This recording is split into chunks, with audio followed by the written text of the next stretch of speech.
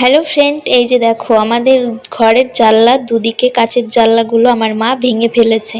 কারণ হনুমান এসে মুখ দেখছিল আর আমার মা পাথর ছুঁড়ে মেরেছে, জানলায় গিয়ে লেগেছে আর জানলাটা ভেঙে ফেলেছে।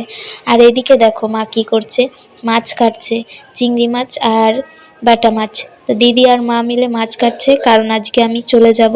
কালকে এসেছি বাবার বাড়িতে আর আজকে আবার চলে যাব কলকাতাতে। আর বাবা এদিকে ভাত বসিয়ে দিয়েছে, বাবা দেখো তাড়াতাড়ি করে। তো আমরা যাব সকাল সকাল ওই জন্য। আর এই যে দেখো এইদিকে আদা, পেঁয়াজ, লঙ্কা এগুলো কলকাতাতে নিয়ে যাব, ওই জন্য বাবা লঙ্কাটা বেছে দিচ্ছে। আর এই যে দেখো আমাদের বাড়ির হাম্পি, বড় হাম্পি, ছোট হাম্পি। আর এই যে আমাদের পাড়ার মানে এই দাদুই হচ্ছে, যাদের বাড়িতে গরু আছে তাদের বাড়ি থেকে এই দাদুই দুধ নেয়। আর আমাদের বাড়ি থেকেও। তো এই যে চলে এসেছে সকালবেলায়, এখন বাজে 8টা। তো তারপর আমরা খাওয়া দাওয়া করে সব কিছু রেডি হয়ে বেরিয়ে পড়েছি। আর মা দেখো মুখটা কিভাবে রয়েছে। আর বাবার সাথে আসার আগে একটু পাগলামি করছিলাম, বাবাকে বলছিলাম টাটা করতে। আর বাবাও দেখো কিরকম টাটা করছে।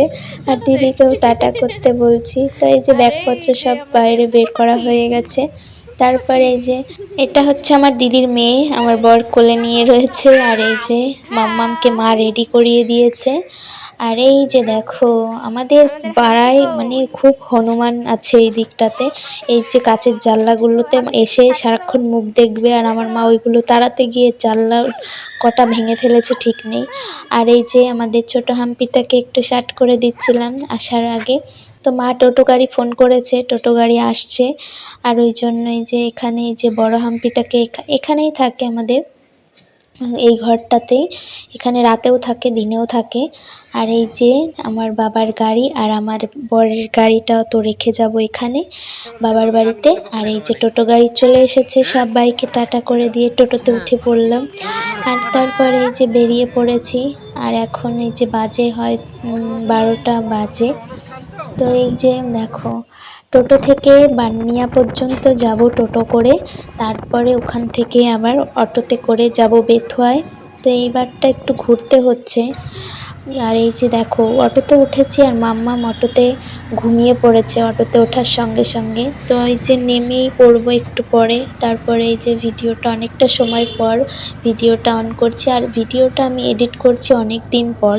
তো আমরা অনেক দিন হলো এসেছি, কিন্তু ভিডিওটা এডিট করা হয়েছিল না। আর ওই যে দেখো অটো থেকে নেমে আমার বর ওখানে দাঁড়িয়ে ফোনে টিকিট কেটে নিচ্ছিল। আর বেথুয়াটা অনেকটাই বদলে গেছে।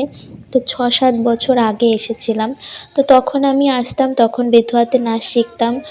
শনি আর রবিবারে নাচ শেখাতো, মার সাথে করে নিয়ে আসতো নাচ শেখাতে শনি আর রবিবারে। অটো থেকে নেমে ওই দিক দিয়ে হেঁটে হেঁটে যেতে হতো বাজারের ওই দিকে।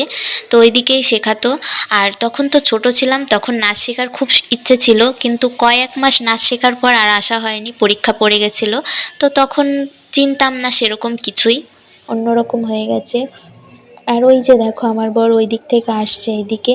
আর বেথুয়া থেকে আবার আমরা যাব কৃষ্ণনগর, কৃষ্ণনগর থেকে আবার ট্রেন পাল্টে তারপরে আমাদের যে আমরা যেখানে থাকি সেখানে। আর এই যে দেখো কৃষ্ণনগর থেকে ট্রেন পাল্টে আরেকটা ট্রেনে উঠে পড়েছে, ট্রেনের অবস্থা দেখো। তো ভিডিওটা কেমন লাগলো অবশ্যই জানিও। টাটা সবাইকে, সবাই ভালো থেকো।